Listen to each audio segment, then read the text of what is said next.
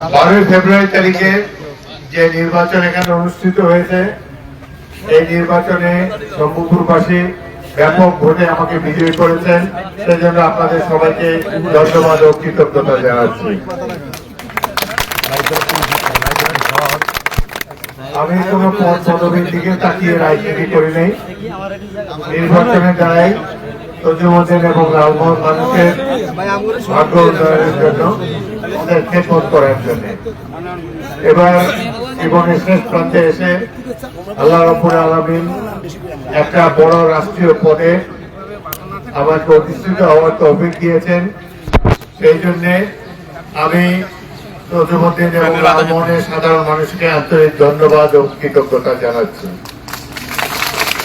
এই সম্মান আপনাদের সম্মান, এই সম্মান আল্লাহ রাব্বুল আলামিন দিয়েছেন এবং আপনাদের দোয়ার বরকতে পেয়েছি।